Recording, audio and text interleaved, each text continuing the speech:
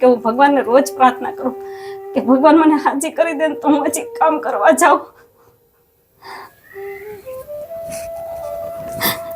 શું દુઃખ થાય છે બેન? કે હું કામ કરી શકતી નથી, દીકરામાંથી બધું ઘર બધું થાય નહીં. કેમ રડો છો બેન? અત્યારે મને ખૂબ તકલીફ છે કારણ કે હું બીમાર રહું છું. બીમાર છું એટલે હું કામ કરી શકતી નથી. આ પોઝિશન છે એટલે આમ બહુ તકલીફ બધી થાય છે ઘરમાં. કારણ કે એક દીકરાનો પગાર આવે એમાં મેં વ્યાજે પૈસા લીધેલા એટલે વ્યાજમાં વયા જાય. વળી પાછું ઘર ચલાવવા માટે લોનના હપ્તા ભરવા માટે પાછા વ્યાજે લેવા પડે. આવી તકલીફ થાય છે. એટલે આમાં હું મધ્યમ વર્ગના લોકો આપણે કોઈને કહી ન શકીએ ને આવું બધું છે ને હું થોડુંક હાલું 5 ડગલા હાલું તોય મને ફેફસાની બહુ તકલીફ છે એટલે હું કામ નથી કરી શકતી. ઉધરસની શ્વાસને એવું થવા માંડે. તો બેન પહેલા તો મારું નામ અંકિત છે, હું ટ્રુ હેલ્પ કેર ચેરિટેબલ ટ્રસ્ટમાંથી આવું છું. તમારું નામ શું છે? મારું નામ પારુલબેન દવે છે ભાઈ. તો બેન પરિવારમાં કોણ કોણ છે? હું ને મારો દીકરો છે અમે. એટલે 2 જણા છો? હા 2 જણા જ છે. તો દીકરો ક્યાં છે? દીકરો નોકરીએ ગયો છે ત્યારે. બીજું કોઈ નથી પરિવારમાં? ના, દીકરીઓ સાસરે છે. મારા 3 દીકરીઓ છે, દીકરીઓ સાસરે છે. ને અમારું છૂટું થઈ ગયું છે એટલે મારા હસબન્ડ મારે યારે નથી. કેટલા ટાઈમથી છૂટું થયું? મારે 2010માં છૂટું થયું છે. 15 વર્ષ જેવું થઈ ગયું. એટલે કઈ કારણ હતું કે? હવે એને ઠીક લાગ્યું કારણ કે અવારનવાર ઝઘડા કર્યા રાખતા આવું બધું હતું. એક દીકરીના મેરેજ થઈ ગયા હતા, પછી 2 દીકરીના મેં મેરેજ કર્યા. દીકરો આવડો મોટો 5 વર્ષનો દીકરો હતો, દીકરાને આવડો મોટો કર્યો. આ બધું થયું પણ અત્યારે મને ખૂબ તકલીફ છે કારણ કે હું બીમાર રહું છું. બીમાર છું એટલે હું કામ કરી શકતી નથી. આ પોઝિશન છે એટલે આમ બહુ તકલીફ બધી થાય છે ઘરમાં. કારણ કે એક દીકરાનો પગાર આવે એમાં મેં વ્યાજે પૈસા લીધેલા એટલે વ્યાજમાં વયા જાય. વળી પાછું ઘર ચલાવવા માટે લોનના હપ્તા ભરવા માટે પાછા વ્યાજે લેવા પડે. આવી તકલીફ થાય છે. એટલે આમાં હું મધ્યમ વર્ગના લોકો આપણે કોઈને કહી ન શકીએ ને આવું બધું છે ને હું થોડુંક હાલું 5 ડગલા હાલું તોય મને ફેફસાની બહુ તકલીફ છે એટલે હું કામ નથી કરી શકતી. ઉધરસની શ્વાસને એવું થવા માંડે. તમને ફેફસાની બીમારી છે? ફેફસાની બીમારી છે. તો એમની કોઈ સારવાર નથી કરાવી? ના, કારણ કે હું ઘર ખર્ચ જ પૂરો નથી થતો તો દવા તો ક્યાંથી કરી શકાય. ક્યાંય બતાવ્યું કે બતાવ્યું? હા, એકવાર બતાવ્યું હતું. મારા બેનના દીકરાનો બહુ આગ્રહ હતો એટલે ભાવનગર બતાવ્યું હતું અમિત પટેલને. પણ એનો ખર્ચો વધારે થતો હતો ને સામે પાછું આપણે હું દવા એટલી બધી ઓલી નહોતી રહેતી એટલે હું દવાનો ઓલી ડોઝ સહન નહોતી કરી શકતી. એટલા માટેથી હું દવા મેં બંધ કરી દીધી કારણ કે બધો ખર્ચો ન પોહાય અને હું ખુદે દવા સહન નહોતી કરી શકતી. તો કેટલો ખર્ચો થાય એમ હતો એમાં? કારણ કે એની ફીજ 500 રૂપિયા હતી, પછી પાછા દવાના ખર્ચા, પછી જે કે કાંઈ એ બધું આપણે કરવું પડે લેબોરેટરીના અંતે દર વખતે. આ બધું મારાથી નહોતું થતું પહેલા. એટલે એ માટે તમે દવા પણ બંધ કરી? હા, ખાલી એક જ વાર બતાવ્યું પછી મેં બંધ કરી દીધી. તો બેન તમે શું કામ કરો? હું પહેલા રસોઈ કરવા જતી. અમે અમરેલી રહેતા ત્યારે હું રસોઈ કરતી, પણ હવે હું કાંઈ કરી જ નથી શકતી. ત્યારે ઘરનું કામ માંડ થોડું થોડું કરીને પાછી આરામ કરું, વળી થોડું કરું ને આરામ કરું, એવી રીતે કરું છું. તો બેન હાલમાં શું તકલીફ પડે છે? તકલીફમાં તો અત્યારે કારણ કે ઘરમાં જ થોડીક તકલીફ થાય કે જો આપણે ઘર ચલાવીએ તો પાછું લોનના હપ્તા રહી જાય. કારણ કે મેં 5% વ્યાજે લીધેલા હતા તો 1 લાખ તો મેં ચૂકવી દીધા. હજી 1 લાખ જેવું છે અને બીજા 2 લાખ છે એની કોઈ હું વ્યાજ નથી ભરતી. એ તો મારા સંબંધીએ જ આપેલા છે એટલે એનું કોઈ વ્યાજ નથી.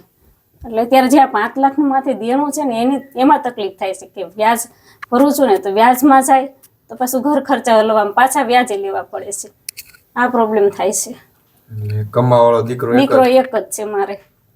અને એ બી કેટલો કમાઈને લાવે છે? એ 10-11 હજાર જેવું થાય છે. કારણ કે સવારે 9 વાગે 8:30 ઘરેથી નીકળી જાય એટલે 9 વાગે ત્યાં પહોંચવાનું હોય અને સાંજે પાછા 5:30 એ છૂટો થઈ જાય તોય પાછો ઓવર ટાઈમ કરે એટલે 2-3 હજાર વધારે એમ કે આપણે થાય એમ એવી રીતે.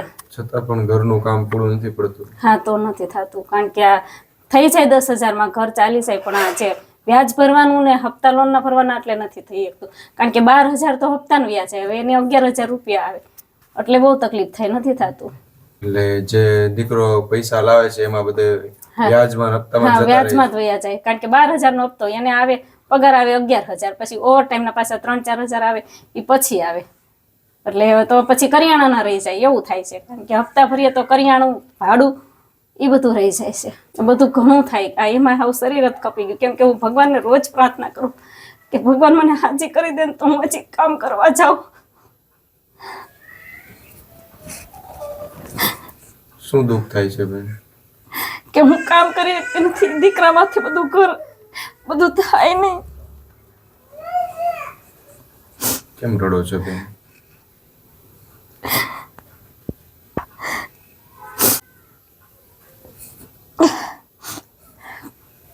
કામ ન કરીએ કોણ ભાઈ, એટલે એમ કે કામ કરતી હોય તો હું કામ કરીને આ બધું દેણું છું તે કરું.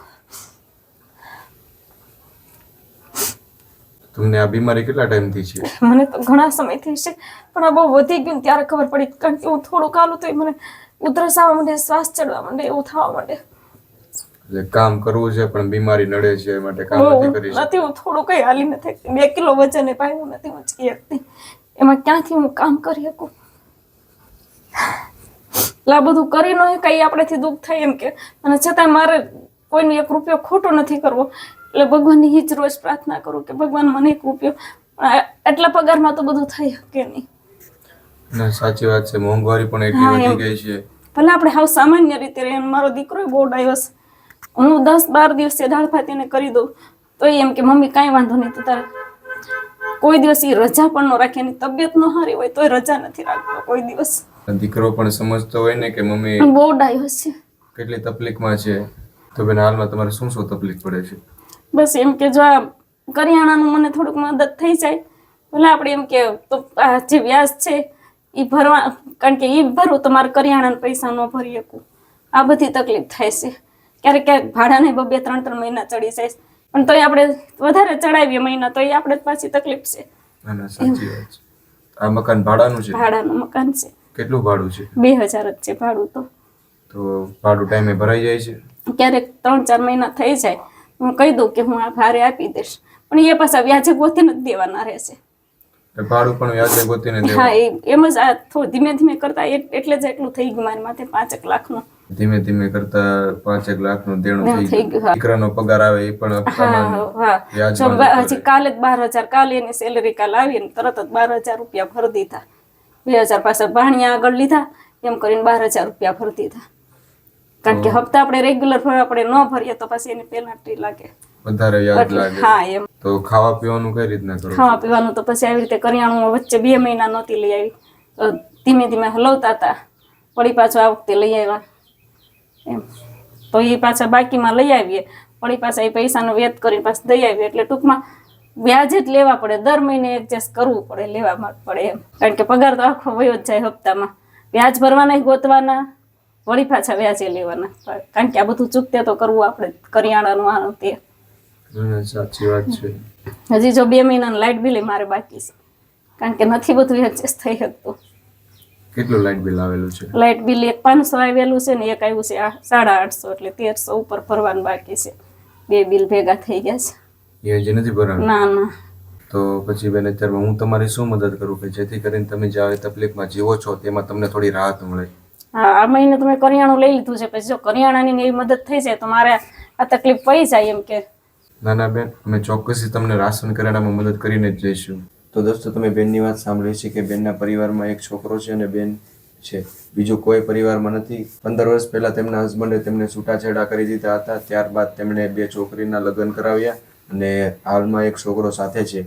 અને છોકરો કામે જાય છે ત્યારે ઘર ગુજરાન ચાલે છે, અને છોકરો પણ 10,000 થી 12,000નું કામ કરે છે.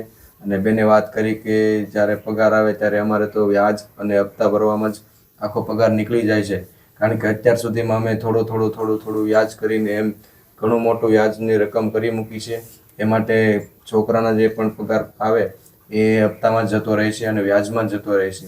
અમે રાશન કરિયાણું પણ લાવીએ, બાકીમાં લાવીએ, નેક્સ્ટ મંથ આપી દેશું એવું કહીને રાશન કરિયાણું લાવીએ.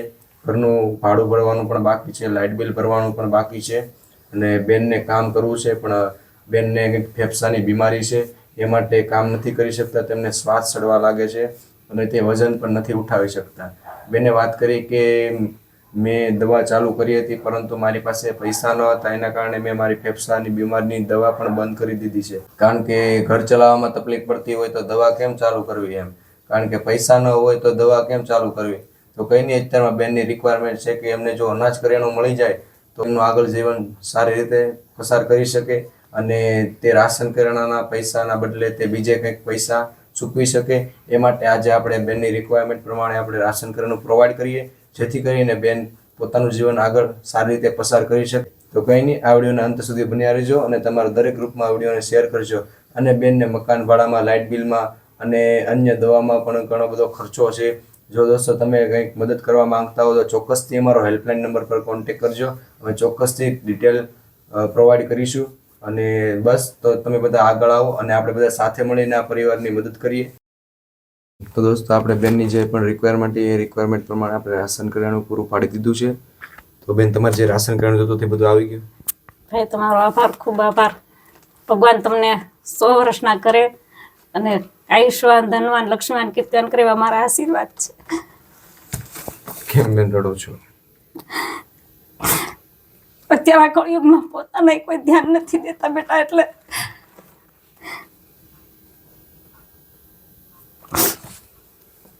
શું થયું? તમે અમારા સુધી પહોંચ્યા ને એટલું અમને મદદ કરો. ભગવાન તમારું ખૂબ સારું કરશે. સદાય નિરોગી જીવન તમારું દીર્ઘાયુ કરશે. પહેલા તો બેન રડો નહીં. તમારે જે રાશન કરિયાણું જોતું તે રાશન કરિયાણાની રિક્વાયરમેન્ટ પૂરી પાડી દીધી છે. તો કેવું લાગે છે? સારું લાગે છે, ઘણી રાહત થઈ ભાઈ. હવે તમારે જે રાશન કરિયાણાના પૈસા દેવા પડતા એ નહીં દેવા પડે, એના બદલે બીજે ચૂકવી શકશો. એ આપણે વ્યાજમાં હું ભરી શકું એમ, કારણ કે આ બધી નહોતું પહોંચી શકાતું ભાઈ. તો શું આશીર્વાદ આપશો? ખૂબ તમે સુખી રહ્યો અને તમને ભગવાન લાંબુ દીર્ઘાયુ, ભગવાનમાં ભોળાનાથ નિરોગી જીવન આપે અને આવા સેવાના કાર્ય કરતા રહો એવા મારા આશીર્વાદ છે બેટા.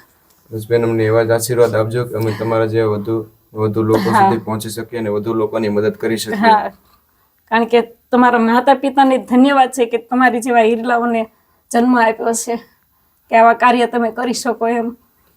અને એ દરેક લોકોનો સાથ સપોર્ટ છે અને માતાજીના આશીર્વાદ છે ત્યારે જ અમે આ કામ કરી શકતા હોઈએ છીએ. કઈ નહીં, એ એક માતા પિતાના સંસ્કાર છે ભાઈ. નહીંતર અત્યારે પોતાના હોય કોઈ ધ્યાન નથી દેતા. એવું છે આ જમાનામાં.